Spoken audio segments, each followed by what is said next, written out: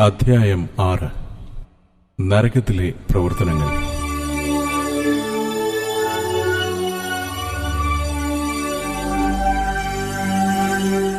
നരകത്തിന്റെ ഉദരഭാഗത്തെ ആദ്യ നടപടിക്രമങ്ങളിലേക്ക് നാം പ്രവേശിക്കുകയാണ്.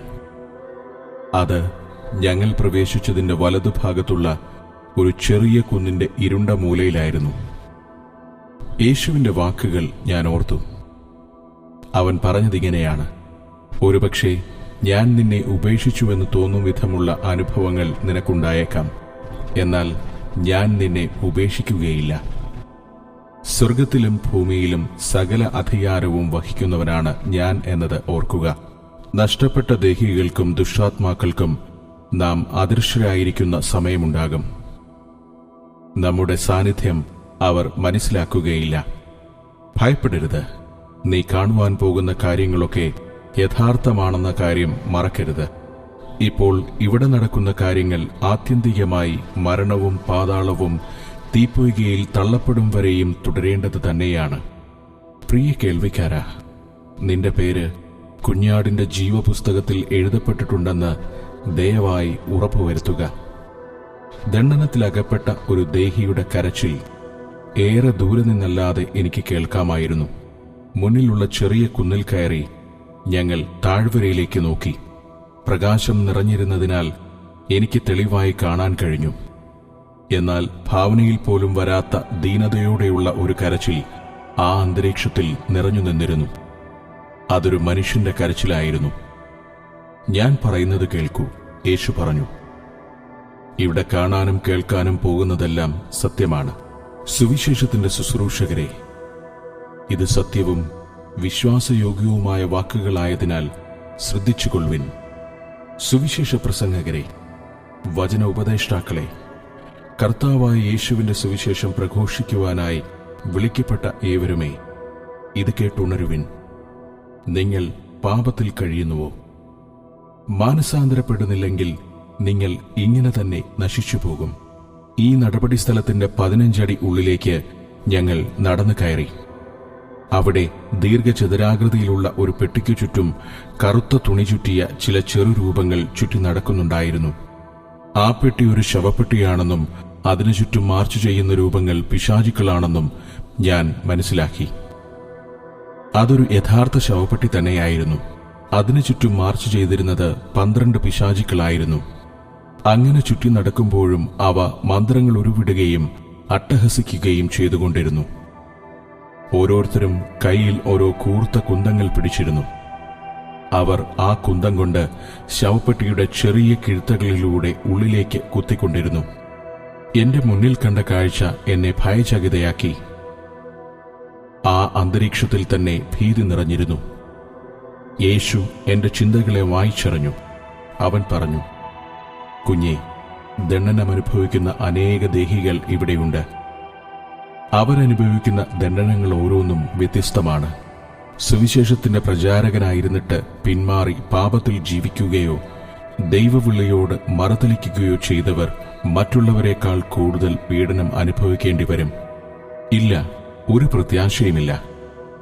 ശവപ്പെട്ടിക്കുള്ളിൽ നിന്നും കേട്ട വാക്കുകൾ എന്റെ ഹൃദയത്തെപ്പോലും നിരാശയിലേക്ക് വലിച്ചിഴയ്ക്കുവാൻ പര്യാപ്തമായിരുന്നു. അത് നിലയ്ക്കാത്ത മനസ്താപത്തിന്റെ രോദനമായിരുന്നു. ഓ, എത്രയോ ഭീതിതമാണിത്! ഞാൻ പറഞ്ഞു, വരൂ, കർത്താവ് എന്നെ വിളിച്ചു. നമുക്ക് കുറെ കൂടി അടുത്തുനിന്ന് വീക്ഷിക്കാം. പിന്നെ അവൻ നടന്ന് ശവപ്പെട്ടിക്കുള്ളിലേക്ക് നോക്കി. ഞാനും അവനോടൊപ്പം നടന്ന് പെട്ടിക്കുള്ളിലേക്ക് നോക്കി. യേശു പറഞ്ഞതുപോലെ ദുഷ്ടരൂപികൾ ഞങ്ങളെ കാണുന്നില്ലെന്ന് എനിക്ക് മനസ്സിലായി.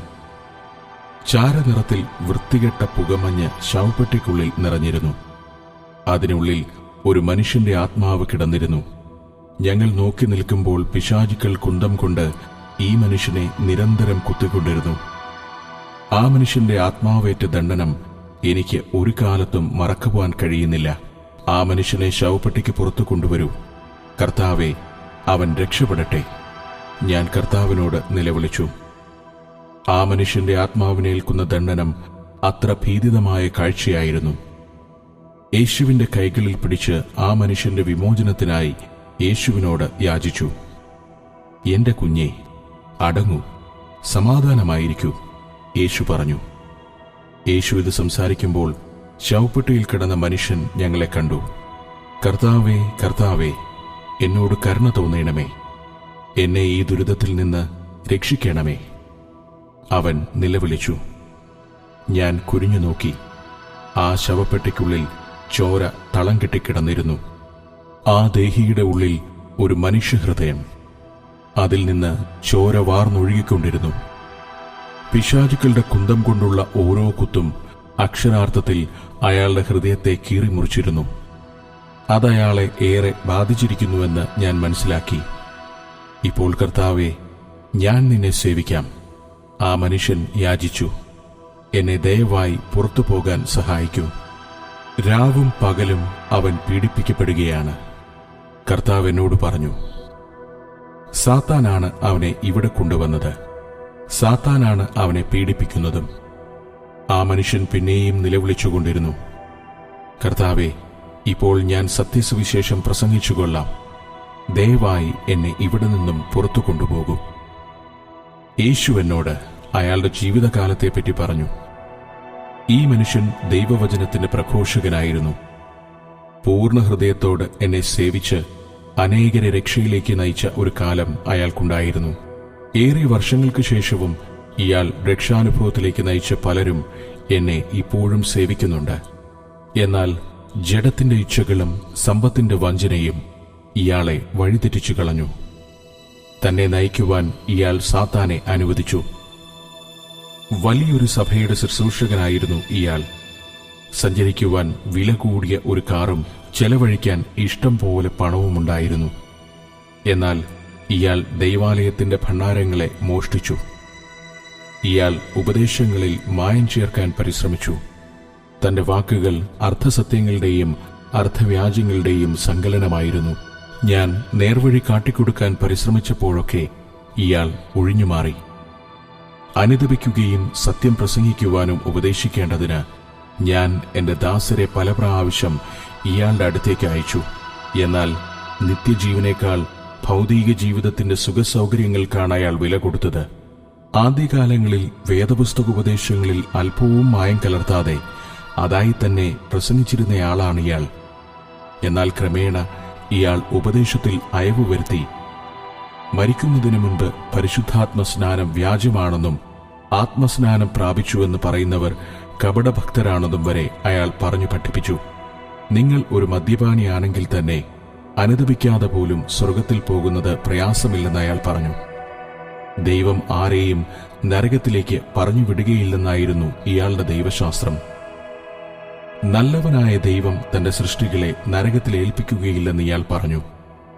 അനേക വിശുദ്ധന്മാർ പോലും കൃപയിൽ നിന്ന് വീണുപോകുന്നതിന് ഇയാൾ കാരണമായി താനും.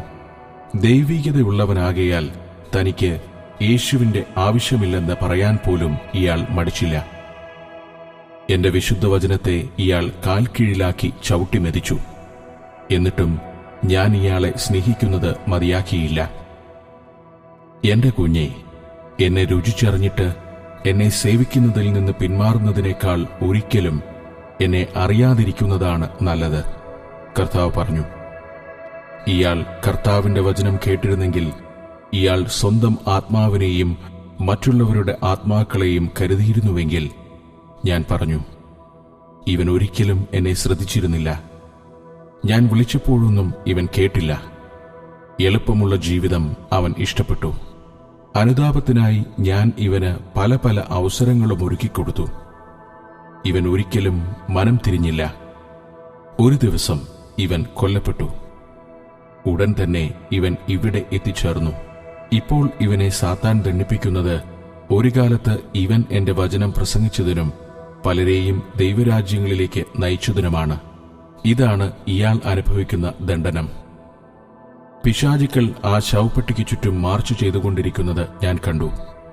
അതിൽ നിന്നും അവന്റെ ഹൃദയനിശ്വാസത്തോടൊപ്പം ചുടുചോരയും പുറത്തേക്കൊഴുകിക്കൊണ്ടിരുന്നു. അവന്റെ ദുഃഖവും വേദനയും കരച്ചിലും എനിക്ക് മറക്കുവാൻ കഴിയാത്ത അനുഭവങ്ങളായി. അനുകമ്പാപൂർണനായി യേശു ആ ശവപ്പെട്ടിക്കുള്ളിലേക്ക് നോക്കി. നഷ്ടപ്പെട്ട അനേക ആത്മാക്കളുടെ രക്തം ഈ മനുഷ്യന്റെ കരങ്ങളിൽ പുരട്ടിയിട്ടുണ്ട്. അവരിൽ പലരും ഇപ്പോൾ ഈ യാതന സ്ഥലത്തുണ്ട്. തപ്തഹൃദയരായി ഞങ്ങൾ മുന്നോട്ടു നടന്നു. ഞങ്ങൾ നടക്കുമ്പോൾ തന്നെ വേറൊരു കൂട്ടം പിശാചുക്കൾ ആ ശവപ്പെട്ടിക്കടുത്തേക്ക് വന്നു. ഉദ്ദേശം 3 അടി പൊക്കമുള്ള അവർ കറുത്ത വസ്ത്രങ്ങൾ ധരിച്ച് കറുപ്പുകൊണ്ട് തന്നെ മുഖവും മൂടിയിരുന്നു. ഈ ആത്മാവിനെ ദണ്ഡിപ്പിക്കുവാൻ വന്ന അടുത്ത ഷിഫ്റ്റിലുള്ള പിശാചുക്കളാണവർന്ന് എനിക്ക് മനസ്സിലായി. നമ്മുടെ തെറ്റുകളെ അറിയുവാനും അനുദപിക്കാനും സമ്മതിക്കാത്ത ദുരഭിമാനം എത്രയോ തവണ നമുക്ക് വിലങ്ങുതടിയായിട്ടുണ്ടെന്ന് ഞാൻ ഓർത്തു. തെറ്റുകളെ അംഗീകരിച്ച് ഏറ്റുപറയാൻ വിനയം കാട്ടാതെ നാം മാത്രം നേരുള്ളവർ എന്ന മട്ടിൽ എത്രയോ പ്രാവശ്യം വ്യാജഭാവം പൂണ്ടിട്ടുണ്ട്. ആത്മാക്കളെ, നരകം ഒരു യാഥാർത്ഥ്യമാണ്. ദയവായി അവിടെ ചെന്നെത്തുവാനുള്ള പഴുതുണ്ടാക്കരുത്. കല്ലുകൾ കൂട്ടിയിട്ടിരിക്കുന്ന ഒരു തുറസായ സ്ഥലത്തേക്ക് ഞങ്ങൾ എത്തിച്ചേർന്നു. വൃത്തികെട്ട കാട്ടുകല്ലുകളാൽ നിർമ്മിച്ച ചെറിയ കയ്യാലകൾ അവിടെയായി കാണാം. ഒരു വലിയ നൃത്തശാലയുടെ അത്ര വിസ്തീർണത്തിൽ ശക്തമായ പ്രകാശം പ്രസരിക്കുന്നുണ്ട്. യേശു പറഞ്ഞു, എന്റെ കുഞ്ഞെ, സാത്താന്റെ പ്രവൃത്തികൾ ദർശിക്കുക. അവിടെ കണ്ടതും കേട്ടതുമാണ് ഈ വിവരിക്കുന്നത്. മനോഹരമായ ഗാനം അന്തരീക്ഷത്തിൽ നിറഞ്ഞു. ആ നൃത്തശാലയിലെ തെളിഞ്ഞ പ്രകാശം വീണുകിടക്കുന്ന സ്റ്റേജിൽ സുന്ദരികളായ 5 നർത്തകികൾ നിരന്നു. നിരനിരയായി നിന്ന അവർ സംഗീതത്തിനനുസരിച്ച് അങ്ങോട്ടും ഇങ്ങോട്ടും ചലിച്ചുകൊണ്ടിരുന്നു. നൃത്തം ചെയ്യുമ്പോഴും അവർ ചിരിച്ചുകൊണ്ടേയിരുന്നു.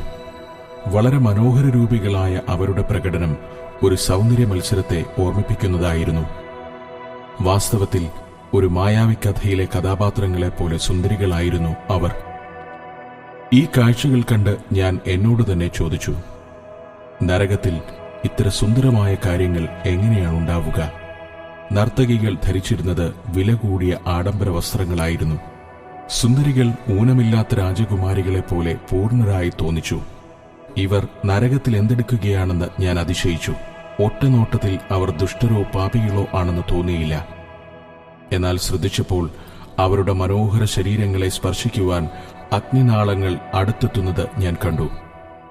ആ അഗ്നിനാളങ്ങളുടെ ചലനങ്ങൾക്കനുസരിച്ചായിരുന്നു നർത്തകികൾ നൃത്തം ചെയ്തിരുന്നത്. അഗ്നി മൂടിയപ്പോഴും നർത്തകികൾ ചിരിച്ചുകൊണ്ടിരുന്നു. അവരുടെ ശരീരം വെന്തുപോയില്ല. വേദന അവർ പ്രകടമാക്കിയതുമില്ല. പെട്ടെന്ന് സംഗീതം നിലച്ചു. നൃത്തശാലയിൽ നിശബ്ദത കളിയാടി. ആരോ നടന്നെടുക്കുന്നത് പ്രതീക്ഷിച്ച് നർത്തകികൾ നിശ്ചേഷ്ടരായി നിന്നു. പെട്ടെന്ന് ദുഷ്ടതയുടെ ഒരു അന്തരീക്ഷം അവിടെ സൃഷ്ടിക്കപ്പെട്ടു. നിഴലുകളിൽ പൊതിയപ്പെട്ട ഒരു ഇരുണ്ട രൂപത്തിന്റെ പുറകുവശം എനിക്ക് കാണായി വന്നു. അയഞ്ഞു നീണ്ട് ഇരുണ്ട ഒരു വസ്ത്രമായിരുന്നു അയാൾ ധരിച്ചിരുന്നത്. 2 പേർ അയാളെ അനുഗമിച്ചിരുന്നു. അവരും ഞങ്ങൾക്ക് പുറം തിരിഞ്ഞാണ് നിന്നിരുന്നത്. ശ്രദ്ധിക്കൂ, യേശു പറഞ്ഞു, സാത്താന്റെ രംഗപ്രവേശമാണ് സംഭവിച്ചതെന്ന് ഞാൻ മനസ്സിലാക്കി. ഇപ്പോൾ സുന്ദരികളായ ആ നർത്തകികൾ അയാളെ വണങ്ങി പറഞ്ഞു, സാത്താൻ നീണാൽ വാഴട്ടെ. സാത്താൻ സംസാരിച്ചു തുടങ്ങി, എന്റെ കുട്ടികളെ, നിങ്ങൾ എന്റെ കൽപ്പനകളെ അനുസരിച്ചു. ഇതാ ഇപ്പോൾ എന്റെ ഇഷ്ടം ഭൂമിയിൽ നിർവഹിക്കുവാനായി നിങ്ങൾ യാത്രയാവുകയാണ്. അന്ധകാരത്തിന്റെ സകല ശക്തികളും നിങ്ങൾക്ക് നൽകപ്പെട്ടിരിക്കുന്നു. നിങ്ങളുടെ പ്രവർത്തനങ്ങൾക്ക് നരകത്തിന്റെ സകല ഭണ്ഡാരങ്ങളും തുറന്നു തന്നിരിക്കുന്നു. പിന്നെ സാത്താൻ വഞ്ചനയുടെ ചിരിചിരിച്ചു. ഇപ്പോൾ നിങ്ങൾ എന്റെ ശക്തി അറിയേണ്ടതിനും എന്റെ കൽപ്പനകളെ സമ്പൂർണമായി അനുസരിക്കാഞ്ഞാൽ അനുഭവിക്കേണ്ടി വരുന്ന ഭവിഷ്യത്തുകളെ അറിയേണ്ടതിനും ഞാൻ പ്രദർശിപ്പിക്കുകയാണ്. സാത്താൻ അന്തരീക്ഷത്തിൽ തന്റെ കൈകൾ ഉയർത്തി വീശി. പെട്ടെന്ന് അവരോരോരുത്തരും ഭീതിയോടെ സാത്താനോട് കരഞ്ഞപേക്ഷിച്ചു, ഓ സാത്താനെ, ദയവായി നിർത്തൂ. ഞങ്ങൾ നീ കൽപ്പിക്കുന്നതൊക്കെ അനുസരിച്ചുകൊള്ളാം. ദയവായി ഞങ്ങളെ പീഡിപ്പിക്കരുതേ. എന്നാൽ സാത്താൻ അതൊന്നും ശ്രദ്ധിച്ചില്ല.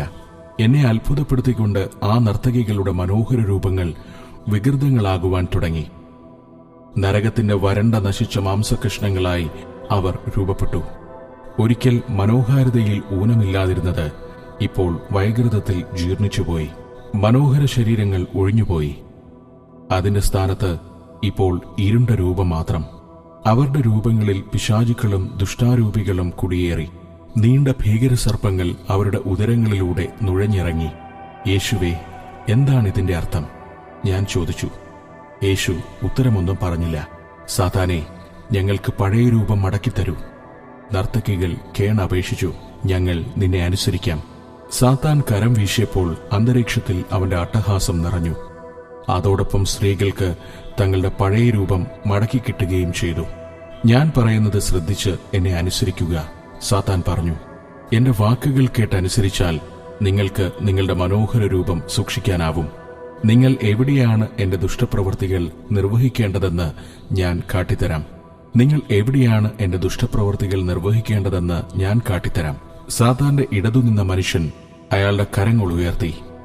ഉടനെ കിഴക്കേ ഭിത്തിയിൽ ഒരു പ്രകാശം പതിച്ചു. ചലച്ചിത്രത്തിന്റെ വെള്ളിത്തിര എന്ന പോലെ അവിടെ ചില രൂപങ്ങൾ പ്രത്യക്ഷപ്പെട്ടു. സാധാരണ മനുഷ്യന്റെ ജീവിത സാഹചര്യങ്ങളും സ്ഥലവുമാണ് അവിടെ ദർശിച്ചത്. ഈ സ്ഥലങ്ങളിലേക്ക് പോവുക, അവിടെ സാധാരണക്കാരെ പോലെ ജീവിക്കൂ. എത്രയും ആളുകളെ വഞ്ചനയാൽ ദൈവത്തിൽ നിന്നകറ്റൂ. ഞാൻ നിങ്ങളെ നിരീക്ഷിക്കുന്നുണ്ടാവും. നിങ്ങളുടെ ഓരോ ചലനങ്ങളും ഞാൻ അറിയും. ആളുകൾ നിങ്ങളെ തിരിച്ചറിയാതിരിക്കാൻ സൂക്ഷിച്ചുകൊള്ളുക. ഞാൻ നിങ്ങളോടൊപ്പമുണ്ടാകും, സാത്താൻ അവരോട് ആജ്ഞാപിച്ചു. സാത്താൻ അവന്റെ കരങ്ങൾ വെള്ളിത്തിരയ്ക്ക് മീതെ ഉയർത്തി. വീണ്ടും പല ദൃശ്യങ്ങൾ അതിൽ വെളിപ്പെട്ടു. ഒരു നഗരത്തെരുവ്, ഒരു നിശാ ക്ലബ്ബ്, ഒരു സൂപ്പർ മാർക്കറ്റ്, ഒരു ബേക്കറി, ഒരു ബാങ്ക്, ഒരു കല്യാണം, ഒരു പള്ളി, ഒരു ടൗൺ ഹാൾ. ഇതെല്ലാം സാധാരണ ജനങ്ങളുടെ വിഹാര രംഗങ്ങളായിരുന്നു. സത്യത്തിൽ നിന്ന് വ്യതിചലിക്കുവാനായി നിങ്ങൾ അനേകരെ വഞ്ചിക്കും. ഭൂമിയിലൊക്കെയും പോയി എന്റെ പ്രവൃത്തികൾ നിർവഹിച്ച് അപ്പോഴപ്പോൾ എനിക്ക് റിപ്പോർട്ട് ചെയ്യണം. ഈ പൈശാചിക ശക്തികൾ ശരിയായ വിധത്തിൽ ഉപയോഗിക്കാൻ ആവശ്യമായ പരിശീലനം നിങ്ങൾ നേടിക്കഴിഞ്ഞു. എനിക്കായി ആത്മാക്കളെ നേടുകയെന്നതാണ് നിങ്ങളെ ഏൽപ്പിച്ചിരിക്കുന്ന ദൗത്യം. അവരെ എനിക്കായി വേർതിരിക്കാൻ നിങ്ങൾക്ക് മന്ത്രവാദമോ വ്യാജമതങ്ങളോ ദുരുപദേശങ്ങളോ എന്തും ഉപയോഗിക്കാം. ബലഹീനരായ ക്രിസ്ത്യാനികളെ സ്വാധീനിച്ച് നിങ്ങൾക്ക് അവരെ ജഡീയ പാപങ്ങളിലേക്ക് നയിക്കാം. ദൈവവചനത്തിന്റെ സത്യങ്ങളെപ്പറ്റിയുള്ള സംശയത്തിന്റെ വിത്തുകൾ നിങ്ങൾക്ക് അവരുടെ ഹൃദയങ്ങളിൽ വിതയ്ക്കാം. കഴിവുള്ളിടത്തോളം സ്ത്രീ പുരുഷന്മാരെ യേശുക്രിസ്തുവിന്റെ സത്യസുവിശേഷത്തിൽ നിന്നും പിന്തിരിപ്പിക്കുക. സാത്താന്റെ മുൻപിൽ നീളമുള്ള ഒരു പീഠം കൊണ്ടുവയ്ക്കപ്പെട്ടു. അതിൽ ചില കടലാസുകൾ വച്ചിരുന്നു. സാത്താൻ അവയോരോന്നും എടുത്തു വായിച്ചു. ചിലതെനിക്ക് മനസ്സിലായി, ചിലതെനിക്ക് മനസ്സിലാക്കാനായില്ല. ഒരാഴ്ചയിൽ ഒരാത്മാവിനെ തിരഞ്ഞെടുക്കുക. ആഴ്ച മുഴുവൻ ആ ആത്മാവുമൊത്ത് സമയം ചിലവഴിക്കുക. ആ ആത്മാവിനെ വികലപ്പെടുത്തുവാൻ ഞാൻ 3 ആഴ്ച വരെ സമയം അനുവദിക്കാം. പിന്നെ എനിക്ക് റിപ്പോർട്ട് നൽകുക. എന്റെ പ്രവർത്തനത്തിൽ നിങ്ങൾക്ക് യാതൊന്നിനും മുട്ടുണ്ടാകുകയില്ല. ലോകത്തിന്റെ എല്ലാ സമ്പത്തും ഇച്ഛാനുസരണം ചെലവഴിക്കാൻ നിങ്ങൾക്ക് നൽകപ്പെട്ടിരിക്കുന്നു. നിങ്ങൾ നേടുന്ന ഓരോ ആത്മാക്കളും എനിക്ക് വേണ്ടി കൂടുതൽ ആളുകളെ നേടുന്നവരായിത്തീരുന്നു എന്നത് മറക്കരുത്. കഠിനാധ്വാനം ചെയ്താൽ അതനുസരിച്ചുള്ള പ്രതിഫലം ഞാൻ നിങ്ങൾക്ക് നൽകും. എന്നാൽ നിങ്ങൾ എന്നെ അനുസരിക്കാതിരുന്നാൽ ഞാൻ നിങ്ങളുടെ തൽസ്വരൂപം ലോകത്തിന് വെളിപ്പെടുത്തി കൊടുക്കും. നിങ്ങൾ ഇച്ഛിക്കുന്ന രൂപം പ്രാപിക്കാൻ നിങ്ങൾക്കാവും. വിജയിക്കുവാൻ ആവശ്യമായതൊക്കെ ഞാൻ നിങ്ങൾക്കെത്തിച്ചു തരും. ഇപ്പോൾ പോവുക. 1 മാസത്തിനകം തിരികെ എത്തണം. ഇതാ ഞാൻ ദൈവത്തിനെതിരെ വിജയം കൊയ്യുകയാണ്. സാത്താൻ അട്ടഹസിച്ചുകൊണ്ട് കരങ്ങൾ വീശി.